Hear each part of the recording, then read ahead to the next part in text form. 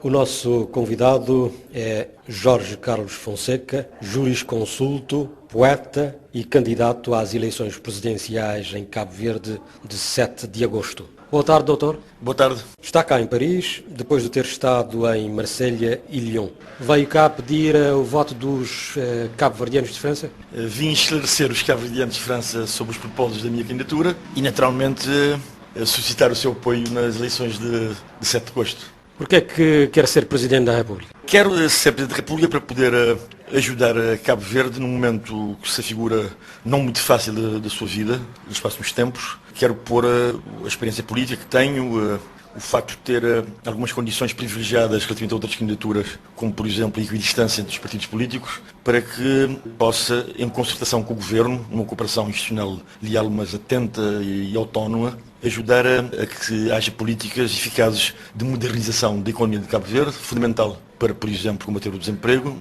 É jurista, mas está a confundir as eleições.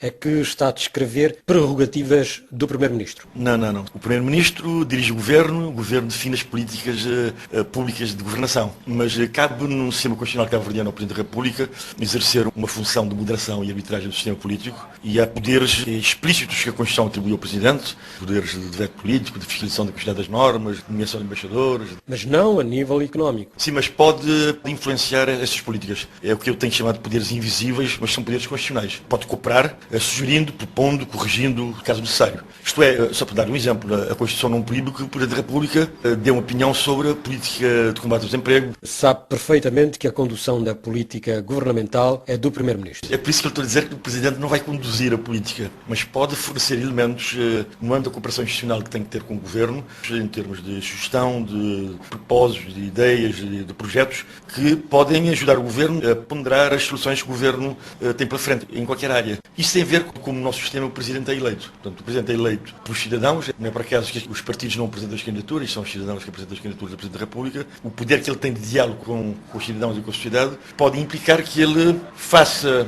chegar à sociedade cabo-verdiana aquilo que ele pensa sobre a condução da política do Governo em qualquer área. Para já tem duas sondagens que lhe dão à frente numa primeira volta. Isto é bom para si? É bom. Suponho que a última que eu vi na praia, com uma margem pequena, mas dá-me também vantagem numa segunda volta, e a praia é um barómetro importante. É um estímulo importante, não vou embadeirar em arco. Eu sei que sondagens muito anteriores davam porcentagens baixas, agora aparecem outras que dão a vantagem, tem que estar motivado e animado, não é? Sim, mas sabe que numa segunda volta os números dos dois candidatos do PAICV são somados e a favor de um deles.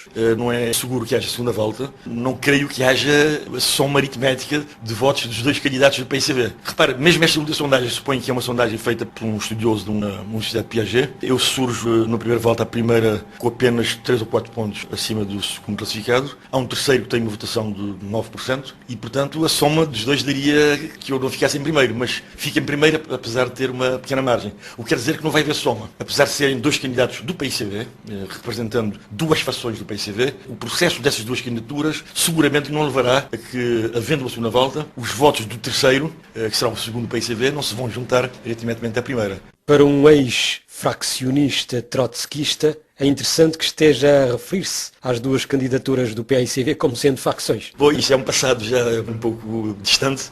Eu sei que mesmo os meus adversários políticos de vez em quando lembram-se dos anos 70. Até dias no debate com o Dr. Assis Lima, ele referiu-se a isso, que eu não garantiria estabilidade, porque passei por vários partidos. E a resposta que lhe dei foi esta, e ele depois não replicou. Eu tenho orgulho desse percurso, porque repara, é um percurso que está ligado a duas fases importantes da evolução de Cabo Verde e a duas grandes causas nacionais. Eu rompi com o colonialismo lutando pela independência do país aos 17 anos de idade, militando na clandestinidade, e depois fui apelidado de fracionista em 79, mas era uma ruptura com o regime de partido único, uma ruptura pelas liberdades, e tanto orgulho-me de estar ligado. Mas tem orgulho em ter sido trotskista, subversor, conspirador, como se descreve na sua autobiografia no livro Porcos em Delírio? Não, a linguagem poética não pode ser transposta automaticamente para a linguagem de um político e de um candidato a Presidente da República. Se estivesse a fazer poesia, evidentemente faria dessas coisas de outra forma. O senhor é poeta, sabe perfeitamente que os clássicos são estudados em faculdades de ciências políticas, por exemplo. Sim, mas o que eu lhe estou a dizer é o seguinte. Eu fui apelidado de fracionista trotskista. Na altura, largas dezenas de jovens como eu, José Tomás Veiga, Eugênio Vicêncio,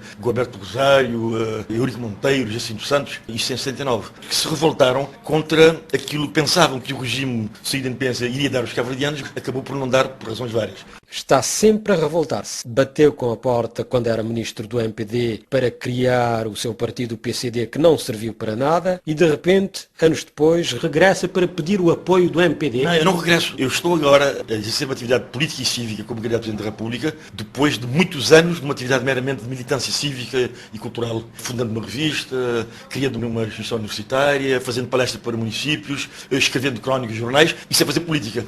E, portanto, a minha candidatura, eu vejo-a como um exercício de cidadania democrática, cidadania global, política, cultural e social. É um poeta subversivo e as palavras são suas. Quem são os porcos em delírio em Cabo Verde? Não vejo que se possa fazer poesia sem ser amante da liberdade, sem ser libertário, sem subverter. Nesse sentido, infelizmente não tenho feito poesia, porque a linguagem do direito e do direito tem sido ultimamente, do investigador, é pouco compatível com a linguagem de poética, que exige mais liberdade, mais autonomia, com essa ideia da subversão. Estando, neste caso, como candidato da República, essas ideias não poderão estar presentes. Mas o percurso meu, quem quiser estudar esse percurso político, é um percurso ligado a valores e a causas. Do princípio da independência dos 7 anos até agora, é sempre a independência do país, a liberdade, a democracia, o Estado de Direito, a justiça e combate às injustiças sociais. Portanto, é um percurso extremamente coerente. Porque para mim coerência não é estar sempre no mesmo sítio. Há pessoas que estão há 30 ou 40 anos no mesmo partido político, aparentemente coerência, mas pode ser um percurso totalmente incoerente. Isto é, de apadrinhar políticas, valores e princípios que não têm nada a ver com aquilo que inicialmente eram as referências do partido em que se entrou. Uma última questão. O senhor é um poeta, é um intelectual.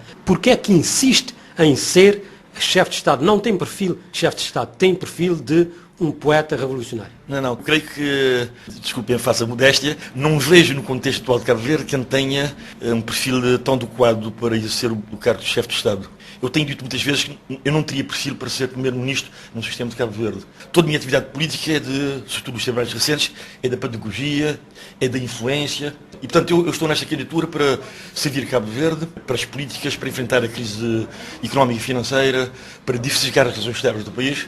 E isso quadra-se bem com o fato que a Constituição desenha para o chefe de Estado. Entre os candidatos sou o que tem as melhores condições para moderar, para arbitrar, para fazer com que os partidos cheguem a soluções consensuais, que vão ser importantes para a Comissão Nacional de Eleições, para o Tribunal Constitucional, para o Provedor de Justiça, para as políticas, para enfrentar a crise económica e financeira. Portanto, sou a pessoa certa para o lugar certo, para liderar a nação cabo-verdiana. Não para liderar o Executivo, mas para liderar a nação. As ilhas, a diáspora. Eu creio que o tal fato constitucional serve perfeitamente, não tem necessidade de cortar as mangas, apertar as bainhas das calças, acho que é um fato que me serve e as coisas como estão a correr indicam que serei o próximo Presidente da República de Cabo Verde. Jorge Carlos Fonseca, candidato às presidenciais em Cabo Verde, era o nosso convidado.